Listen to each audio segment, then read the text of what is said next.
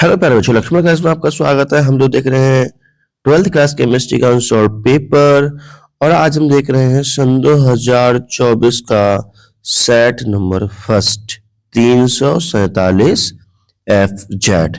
बेटा इसमें question number हम 4 तक पिछले लेक्चर में सॉल्व कर चुके हैं। आज क्वेश्चन नंबर 5 से आगे हम सॉल्व करेंगे। ठीक है, तो 5 से आगे सॉल्व करेंगे। बेटा पहला क्वेश्चन है 5 का पहला है, कॉपर HCl में नहीं घुलता है, ऐसा क्यों? कारण देकर बताइए। तो बेटा आपने इलेक्ट्रोकेमिकल सीरीज पढ़ी होगी, कक्षा 10 में पढ़ी होगी, इंटर में पढ़ी होगी। तो विद्युत साधन श्रेणी में पढ़ाया जाता है कि जो धातुएं, ठीक है, जो धातुएं हाइड्रोजन से नीचे आती हैं, जैसे कॉपर में नीचे आती है, इलेक्ट्रोकेमिकल सीरीज में जो धातुएं हाइड्रोजन से नीचे आती हैं वे अम्लों से अभिक्रिया करके हाइड्रोजन गैस नहीं निकालती है, अर्थात अम्लों से अभिक्रिया नहीं करती है। H2SO4 से रिएक्शन करा रहे हो तुम लोग कॉपर की, तो ये रिएक्शन नहीं होगी। क्यों नहीं होगी बेटा? क्योंकि यहाँ पर जो कॉपर है ना वो हाइड्रोजन से नीचे आता है, तो वे सभी धातुएं विद्युत साधन श्रेणी में जो हाइड्रोजन से नीचे रखी गई हैं वो अम्लों से क्रिया नहीं कर पाती हैं। ठीक है ना? तो कॉपर क्या है, कॉपर HCl में नहीं घुलता है। कारण क्या है? क्योंकि इलेक्ट्रोकेमिकल सीरीज में हाइड्रोजन से नीचे आता है, हाइड्रोजन से नीचे की सभी तत्व जो होते हैं अम्लों से अभिक्रिया करके हाइड्रोजन गैस विस्थापित तो नहीं कर पाते हैं, मतलब अभिक्रिया नहीं कर पाते हैं। ठीक है ना? समझ में? इसलिए ये नहीं घुल पाएगी, उसमें रिएक्शन नहीं हो पाएगी इसकी। ये बहुत लो रिएक्टिव होता है ना, इसलिए ऐसा होता है।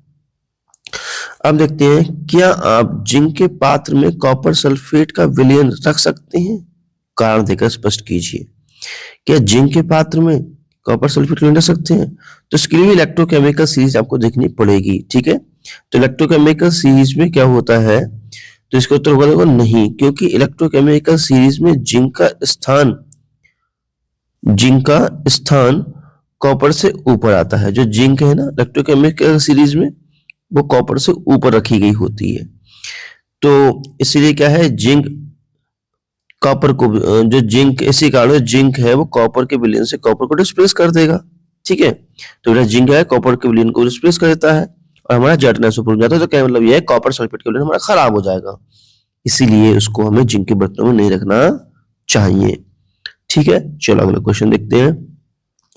अगला क्वेश्चन है, संकीर्ण ऊर्जा क्या है? एक्टिवेशन एनर्जी क्या है? 600 केल्विन ताप पर एथिल आयोडाइड के निम्न अभिक्रिया द्वारा अपघटन में प्रथम कोटि की अभिक्रिया का वेग स्थिरांक इतना दे रखा है। इस अभिक्रिया की संकीर्ण ऊर्जा 209 किलोजूल मोल है। 700 केल्विन ताप पर वेग स्थिरांक की गणना हमें करनी है। ठीक है, तो सबसे पहले देखते हैं बेटा एक्टिवेशन एनर्जी होती क्या है ना? एक्टिवेशन एनर्जी की डेफिनेशन क्या है? तो किसी रिएक्टेंट मॉलिक्यूल को रिएक्शन करने के लिए, ठीक है, किसी रिएक्टेंट मॉलिक्यूल को रिएक्शन करने के लिए अपनी औसत ऊर्जा के अलावा जितनी अतिरिक्त ऊर्जा की आवश्यकता होती है एक्टिवेशन एनर्जी कहते हैं। ठीक है, सिर्फ EA से प्रदर्शित करते हैं।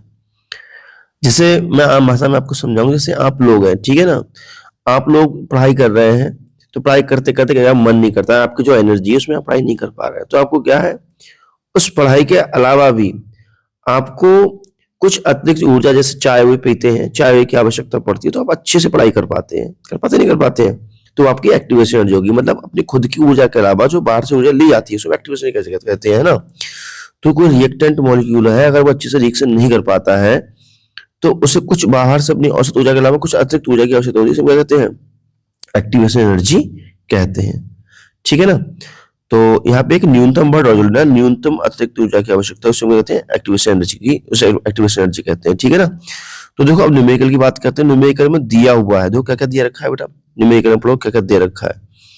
न्यूमेरिकल में दे रखा है 600 केल्विन ताप पर एथिल आयोडाइड के निम्नलिखित अभिक्रिया अपघटन होती है। तो बेटा 600 केल्विन ताप पर वेग स्थिरांक इतना दे रखा है इसमें। ठीक है, देखो ये हमें लिख रखा है T1 इक्वल टू 600 केल्विन ताप पर यहाँ वेग स्थिरांक इतना दे रखा है, जो T2 700 केल्विन ताप पर हमें वेग स्थिरांक ज्ञात करना है। ठीक है ना? और देखा है इसकी एक्टिवेशन एनर्जी कितनी है, एक्टिवेशन एनर्जी ये देखिए किलो जूल में, इसको हम जूल में चेंज कर लेंगे तो 10⁻³ से गुणा कर देते हैं इसमें। ठीक है, तो हम जानते हैं फॉर्मूला होता है log K2/K1। ठीक है बेटा, देखो फॉर्मूला होता है log K2/K1 equal to EA/2.303 R T2 minus T1/T1 into T2। ठीक है, तो यहाँ ले Q2 जैसे जैसे देंगे, बाकी सबके यहाँ वैल्यू पुट कर देंगे। देखो, और जो R की वैल्यू होती है ना, तो R की वैल्यू आप याद रखेंगे, ये आपको याद रखनी पड़ेगी। जो R का मान होता है वो होता है 8.314, ये R का मान होता है, ये हमने यहाँ पे पुट कर दिया है। अब यहाँ पे हम जो कैलकुलेशन कर देते हैं, यहाँ पे बेटा 100 बचे हैं, ठीक है। जो कैलकुलेशन हमने की है, तो अगले फटाफट इसको देखो, देखो यहाँ पे ये चीज आ जाएगी, यहाँ इतना आ जाएगा, ठीक है ना। और फिर इसका हमने फाइनल जो कैलकुलेशन करेंगे तो इतना आ जाएगा इसका, ठीक है। और ये आ जाएगा कैलकुलेशन करके बेटा 2.59, ठीक है। आगे का वैल्यू आती है लेकिन 2 स्थान तक में ले लिया 2.59। तो बेटा एंटी लॉग लेंगे यहाँ पे, तो K2 upon K1 equal to antilog 2.59, ठीक है। तो इसके जो एंटी लॉग की वैल्यू आती है वो आती है 389, ठीक है, 389 आती है। आप देख लेना बेटा, ये एंटी लॉग जो है टेबल से देखना पड़ता है, ऐसे हम लोगों को नहीं पता होता, पेपर में दिया होगा लॉग की वैल्यू तो दे रखी है। तो K2 इक्वल टू यहाँ पे K1 से मल्टीप्लाई कर देंगे, K1 की वैल्यू दे रखी है, गुणा भाग करेंगे तो इसका आंसर आ जाएगा K2 इक्वल टू 6.22 और इसके हाथ माइनस के 3 सेकंड इनवर्स, ठीक है। चलो अगले क्वेश्चन की ओर मूव करते हैं हम लोग।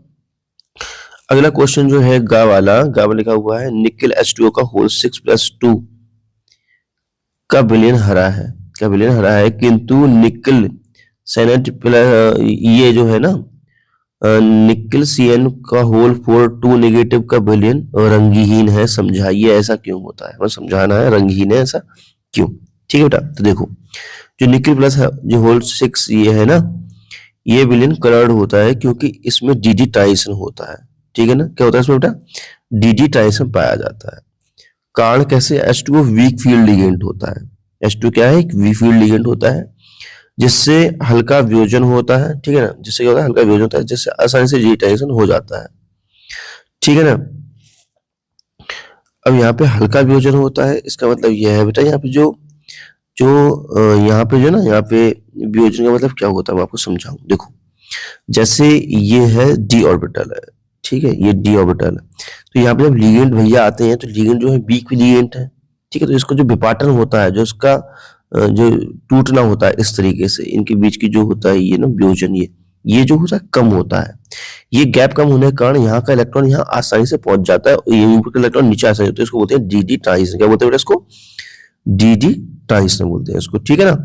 अब दूसरे वाले को समझते हैं। यहाँ पे बेटा क्या होता है, इसका सोल्यूशन कलरलेस होता है, इसमें DD ट्रांजिशन नहीं होता है, इसलिए इसका सोल्यूशन कलरलेस होता है क्योंकि CN स्ट्रॉन्ग फील्ड लिगेंड है जिससे बहुत अधिक मात्रा में वियोजन होता है, ठीक है ना। तो वियोजन होता है, इसको हम इसमें भी लिख सकते हैं, यहाँ पे हम लिख सकते हैं स्प्लिटिंग होता है, बहुत अधिक मात्रा में स्प्लिटिंग वर्ड ज्यादा अच्छा रहेगा, स्प्लिटिंग हो जाता है जिससे अच्छे DD ट्रांजिशन भी नहीं हो पाता है, ठीक है ना। अब क्या होता है देखो, जैसे ये ये है बेटा D है, यहाँ पे जो लिगेंड आ रहा है CN ये स्ट्रॉन्ग फील्ड लिगेंड, तो क्या है बहुत बड़ी मात्रा में स्प्लिट करता है, मतलब बहुत दूरी पे आके टूटता है। तो यहाँ के जो इलेक्ट्रॉन होते हैं वो यहाँ पर अच्छे से नहीं जा पाते, यहीं पे गिर जाते हैं, तो DD ट्रांजिशन पॉसिबल नहीं हो पाता है। इसलिए क्या होता है यहाँ पर कि यहाँ पे DD ट्रांजिशन नहीं हो पाता, इसलिए हमारा जो कलर है वो कलर भी अच्छे से नहीं आ पाता है, ठीक है ना। इसका ये रीजन हो गया। चलो अगला देखते हैं हम लोग। अगला जो हमारा है कॉपर, ये क्रोमियम है, क्रोमियम NH3 का होल 3 प्लस अनुचुंबकीय है जबकि निकल CN+4 2 नेगेटिव प्रतिचुंबकीय है, ऐसा क्यों। तो ये पैरामैग्नेटिक है, कैसे हमें ये प्रूफ करना है, बताना है इनके लिए। बट देखो Cr का इलेक्ट्रॉनिक कॉन्फ़िगरेशन 4s135 होता है, Cr+3 का इलेक्ट्रॉनिक कॉन्फ़िगरेशन करेंगे तो यहाँ से इलेक्ट्रॉन चला जाएगा 0 बचेगा, यहाँ से 2 चले जाएंगे तो 3d इलेक्ट्रॉन है, इसलिए क्या होगा, ये प्यारा होगा, अर्थात पैरामैग्नेटिक होगा, अनुचुंबकीय होगा, ठीक है ना। अब देखते हैं NiCN का होल 4 2 नेगेटिव, ये डायमैग्नेटिक होता है बेटा, ठीक है। अगर इसका ऑक्सीजन नंबर निकालेंगे तो आएगा Ni+2।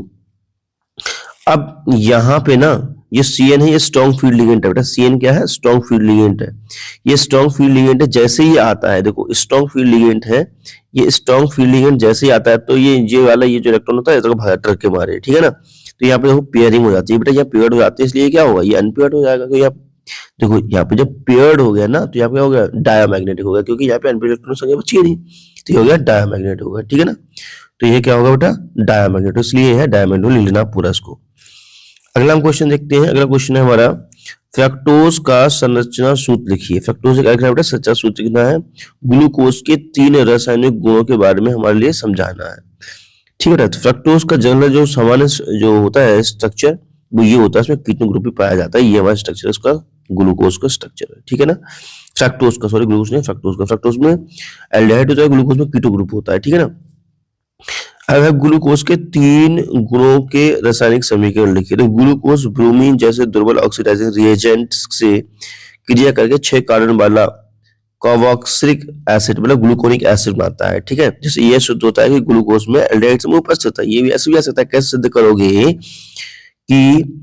सिद्ध करोगे कि ग्लूकोज में एल्डिहाइड समूह होता है, ठीक है। एक बार हम क्वेश्चन देख लें फिर से। क्वेश्चन ये बेटा फ्रक्टोज की संरचना सूत्र देखिए, ग्लूकोज के 3 रासायनिक गुणों के बारे में बताइए। तो फ्रक्टोज की हमने संरचना सूत्र देखते हैं, फ्रक्टोज में कीटोन होता है, ग्लूकोज हमारा ये है, ग्लूकोज में एल्डिहाइड ग्रुप है, ठीक है ना। तो इसकी हमने ब्लूबिन वाटर से रिएक्शन कराई, इसका ऑक्सीडेशन हुआ, जो ऑक्सीडेशन होगा तो CH ग्रुप जो होता है ना वो ओइक एसिड में चेंज होता है बेटा। तो CH ग्रुप देखो COH में चेंज हो गया, यहाँ देखो ध्यान से, ये जो होता है इसका ऑक्सीडेशन होता है तो ये सीधे देखो इसमें ऐसे चेंज हो जाता है, ठीक है ना। और ये वाली चीज हमारे देखो ऐसे रहता है, इसको बोलते हैं क्या बोलते हैं इसको, ग्लूकोनिक एसिड बोलते हैं। क्या बोलते हैं? ग्लूकोनिक एसिड बोलते हैं इसको। अब देखो नंबर 2, ग्लूकोज के एसिटिक एनहाइड्राइड द्वारा एसिटिलीन से ग्लूकोज पेंटाएसिटेट बनता है, ठीक है बेटा। देखो इसकी हमने इसकी क्रिया कराई है, ये एसिटिक एनहाइड से कराई है, तो यहाँ पे देखो इसकी रिएक्शन हो जाती है, इसकी रिएक्शन हो जाती है, तो हमें ये प्रोडक्ट प्राप्त होता है। तो इससे हमें ये भी सिद्ध होता है कि ग्लूकोज में 5 OH ग्रुप होते हैं। फिलहाल ये सिद्ध नहीं करना था, हमारे बता रहे हैं, ये सिद्ध होता है, तो यहाँ पे ये चीज प्राप्त हो जाती है हमारे, ठीक है ना। नेक्स्ट देखेंगे हम लोग, तीसरा देखेंगे बेटा, तो ग्लूकोनिक एसिड और ग्लूकोज दोनों ही नाइट्रिक अम्ल के साथ ऑक्सीडाइज होकर के सैकरिक एसिड देते हैं। क्या देते हैं बेटा?